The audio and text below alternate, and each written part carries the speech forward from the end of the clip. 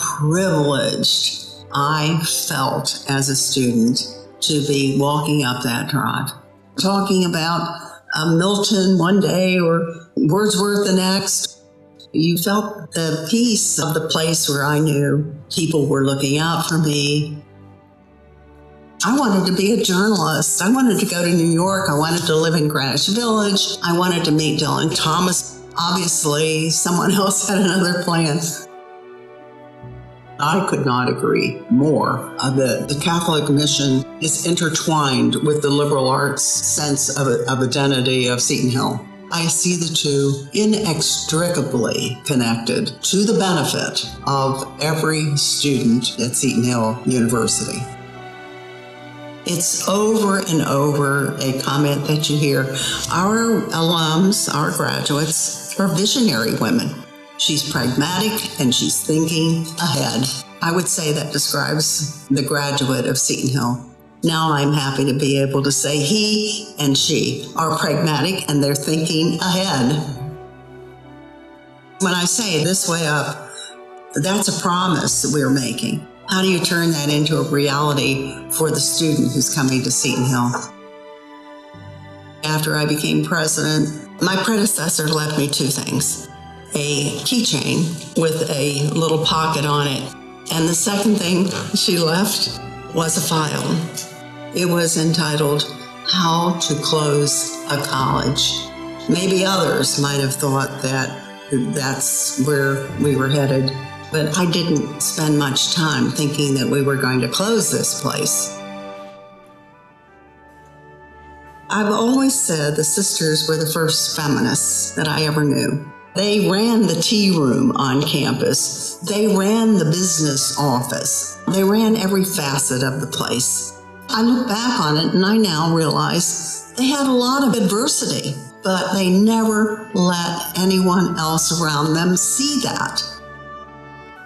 As a student, I only saw these readers, these thinkers, these people who were always trying to get you to think and read and be curious. I never saw anyone show dismay or fear. These incredible women, they were not afraid of anything.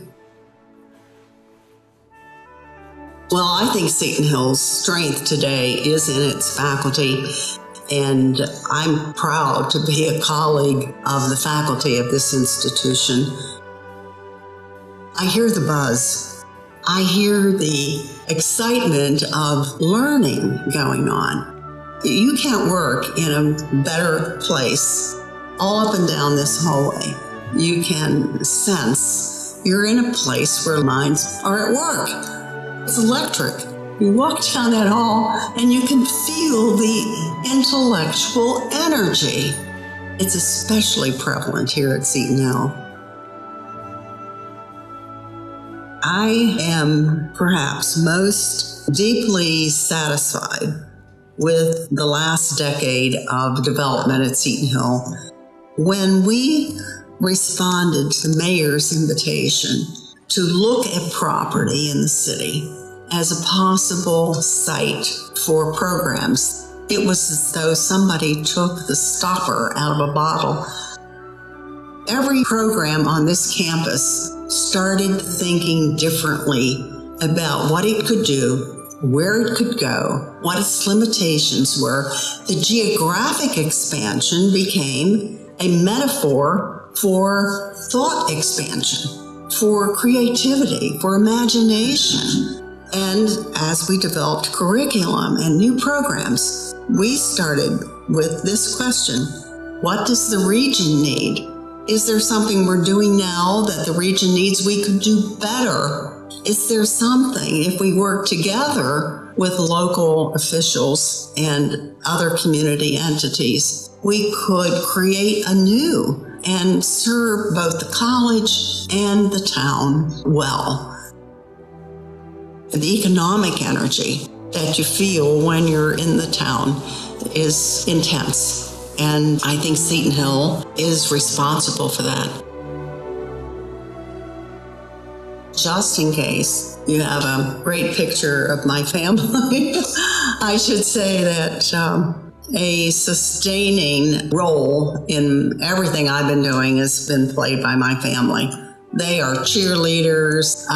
They are great ambassadors for Seton Hill and supporters of every endeavor I have ever had. It's been fun to have a family who have been so integrally related to Seton Hill, who knew all of my old faculty when I was a student, who knew my colleagues when I was a faculty member. And frankly, many of them would say that they came up with the idea to admit men. They claim football as their program. They claim lacrosse as their idea.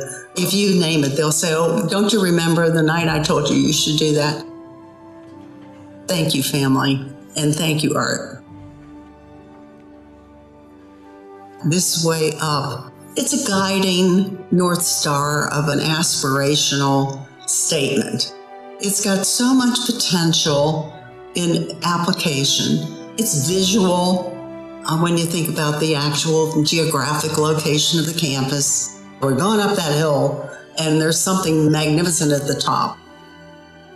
There'll be no folder, how to close a college, on the desk of the next president. There will only be the folder, what lies ahead and what wonderful new opportunities are out there